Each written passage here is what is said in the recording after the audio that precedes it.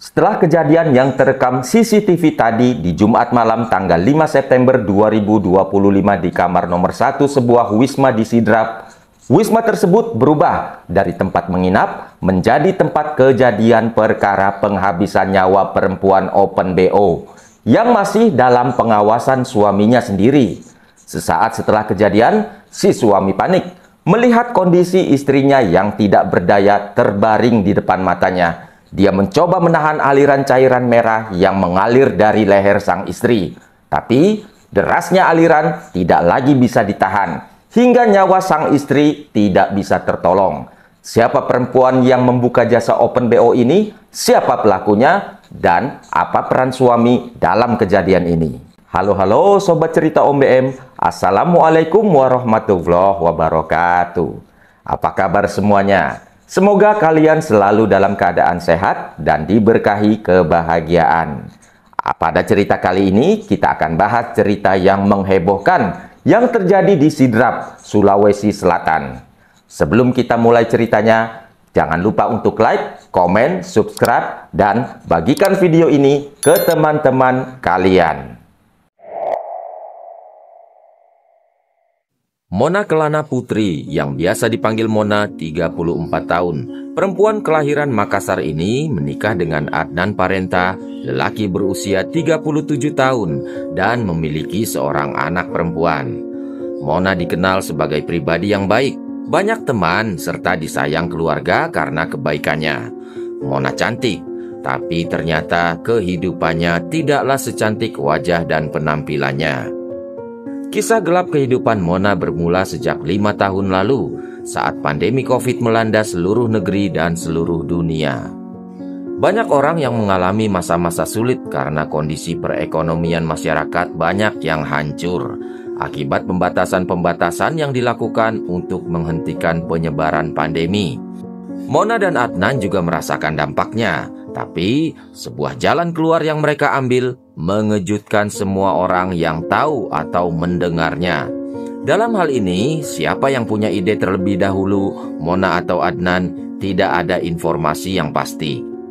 Mona dan suaminya Adnan bekerja sama mencari pelanggan untuk dilayani oleh Mona melalui sebuah aplikasi hijau pertemanan. Dengan kelebihan fisik yang Mona miliki, sangat mudah bagi Mona untuk mendapatkan pelanggan. Aktivitas menjual lendir ini sudah dikerjakan mereka selama 5 tahun. Tidak ada kesulitan yang berarti, tapi di sekitar pertengahan tahun 2025 ini, atau 3 bulan sebelum kejadian, Mona dan Adnan memutuskan untuk pindah tempat tinggal dengan menyewa sebuah kamar di Wisma Grand 2 Pitu Sidrap, yang biaya sewanya sekitar 250.000 per hari, atau sekitar 7,5 juta per bulan. Harga yang sangat mahal kalau dibanding mengontrak rumah. Tapi semua itu demi tujuan untuk mempermudah mencari pelanggan, juga supaya proses transaksinya jadi all in one. Di sisi lain, kebutuhan hidup yang makin sangat besar membuat Mona dan Adnan harus giat dan rajin dalam menjalankan usaha mereka. Walau akhirnya kondisi keuangan mereka berdua semakin terasa mepet, banyak kebutuhan yang harus dipenuhi, termasuk salah satunya yang paling besar adalah hutang bayar sewa kamar wisma sekitar 3 juta rupiah.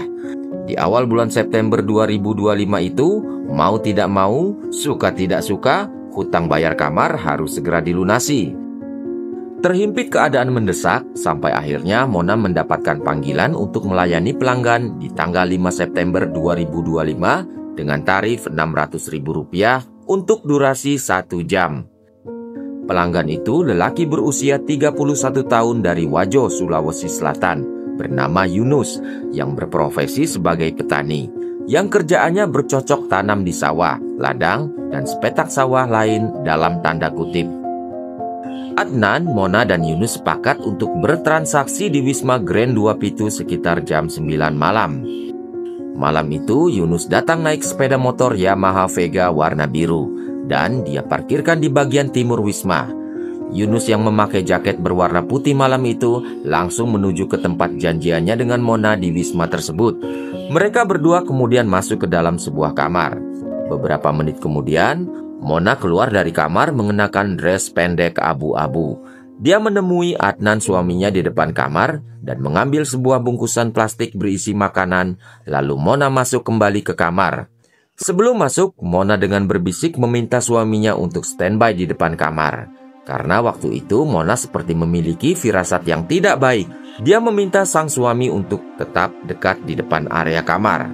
"Minta tolong kak, di depan pintu masuki dulu, karena saya melihat ini tamuku rese, seperti mau kabur." Dia meminta Adnan untuk menunggunya selesai melayani Yunus yang masih ada sisa waktu sekitar 25 menit lagi. Tanpa banyak bertanya, Adnan menunggu di area depan kamar. Dan Mona melanjutkan pekerjaannya di dalam kamar. Tapi selang sekitar 3 menit kemudian, dari arah dalam kamar terdengar suara ribut-ribut. Ditambah suara jeritan Mona. Adnan terkejut. Dia langsung berlari ke arah pintu kamar. Dia menggedor-gedor pintu karena dalam keadaan terkunci. Jeritan Mona terdengar lagi makin kencang. Tampak jelas dari jeritan itu kalau Mona dalam bahaya. Adnan semakin panik, tapi tidak bisa berbuat banyak. Dan tiba-tiba saja pintu kamar terbuka. Dengan sangat terburu-buru, Yunus pelanggan Mona terhuyung berlari keluar pintu. Dan tanpa sempat Adnan sadari, Yunus sudah berlari kabur. Adnan yang langsung masuk ke kamar untuk mengetahui kondisi istrinya merasa sangat hancur hatinya saat melihat tubuh sang istri sudah terbaring tidak berdaya dengan cairan merah yang terus mengalir dari lehernya. Adnan berusaha menghentikan cairan merah yang berasal dari sebuah goresan di leher, tapi sia-sia. Goresan itu terlalu dalam. Adnan juga mencari bantuan orang di sekitar Wisma untuk menyelamatkan sang istri. Tapi ternyata Mona terlalu banyak kehilangan cairan merah hingga harus kehilangan nyawanya saat itu juga. Dengan cepat, polisi mendapat laporan kasus ini. Di dalam kamar tersebut, polisi menemukan banyak barang bukti karena sepertinya si pelaku sangat panik dan tidak sempat untuk menyembunyikan semuanya. Bahkan jaket hoodie milik pelaku juga masih ada di kamar.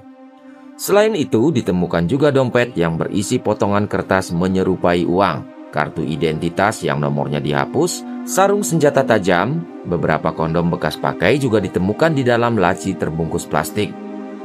Rekaman CCTV menjadi barang bukti. Meski cuma menyorot area luar kamar, di sana terlihat jelas detik-detik kejadian penghilangan nyawa Mona. Di situ terlihat jelas siapa orang yang berlari panik keluar kamar di malam kejadian. Tubuh tidak bernyawa Mona langsung dibawa ke rumah sakit untuk proses lebih lanjut. Sementara tim kepolisian memburu pelaku Yunus, pelanggan terakhir Mona. Yunus menyadari bahwa dia telah banyak meninggalkan jejak di lokasi kejadian.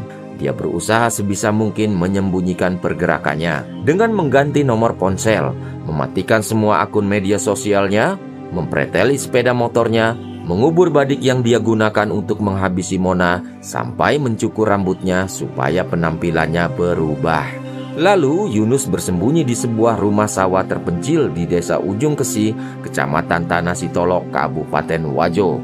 Yunus berpikir kalau dia sudah aman, tapi ternyata polisi yang mengusut kasus ini bisa dengan mudah melacak jejak Yunus. Akhirnya dengan bantuan dan tekanan keluarga, Yunus berhasil diringkus di tempatnya yang terpencil 4 hari kemudian. Yunus mengakui perbuatannya, menghabisi nyawa Mona dan menceritakan motif serta kronologi kejadian di malam itu. Menurut pengakuan Yunus, di malam kejadian dia bertransaksi dengan Mona secara langsung melalui aplikasi dan menyepakati biaya Rp600.000 untuk durasi 1 jam. Tapi setelah satu babak, Yunus dan Mona berselisih paham karena Mona meminta bayarannya yang Rp600.000 itu walau belum 1 jam. Masih ada waktu sekitar 25 menit lagi. Yunus mau membayar setelah benar-benar 1 jam. Dia mencoba menawar, bagaimana jika bayarnya Rp300.000 saja? Mona menolaknya. Mereka berdebat di dalam kamar. Dan setelah Mona keluar sebentar untuk menemui Adnan, kemudian kembali lagi masuk ke dalam kamar, percekcokan mereka semakin berlanjut menjadi sampai ke kontak fisik. Mona menggigit tangan Yunus, lalu Yunus menjerat leher Mona. Mona menjerit kencang. Yunus yang panik semakin panik ketika mendengar suara Adnan yang menggedor pintu dari luar. Karena makin bertambah panik, Yunus akhirnya mengambil badik sepanjang 1 jengkal yang dia bawa. Dia tusukkan badik itu cukup dalam ke leher Mona. Mona akhirnya terdiam. Yunus langsung berdiri membuka pintu kamar, lalu berlari kabur dari Wisma. Setelah itu dia bersembunyi di rumah sawah, mengganti penampilannya dan juga penampilan motornya, menonaktifkan media sosialnya, mengganti nomor handphonenya, lalu mengubur badiknya. Motif yang dia sampaikan adalah karena tidak terima ketika korban meminta bayaran penuh, padahal durasi masih ada 25 menit lagi. Sekali lagi, ini menurut pengakuan Yunus si tersangka. Atas perbuatannya, Yunus dijerat pasal 338 KUHP dengan ancaman hukuman maksimal 15 tahun penjara. Suami Mona, Adnan Parenta, tampak sangat terpukul dengan peristiwa ini. Menurut keterangan Adnan kepada pihak berwajib, dirinya sudah sering melarang Mona untuk melakukan pekerjaan ini. Tapi selalu dijawab, kalau nggak seperti ini, kita makan apa? Dan menurut keterangan Adnan lagi, keluarga Mona sebenarnya sudah tahu pekerjaan Mona dan sudah sering melarangnya juga, tapi tidak didengarkan. Adnan mengaku sangat menyayangi istri cantiknya itu. Dan untuk sementara kepolisian belum menemukan indikasi kalau Adnan tidak ada kaitannya sama sekali dengan aksi pembunuhan Mona. Itulah kasus yang menggemparkan di Sidrap, Sulawesi Selatan. Semoga dari kasus ini ada pembelajaran yang bisa kita petik. Sampai jumpa di video selanjutnya. Tetap sehat, bahagia, dan jadilah teladan bagi orang di sekitar kalian. Wassalamualaikum warahmatullahi wabarakatuh. Have a nice day and bye-bye.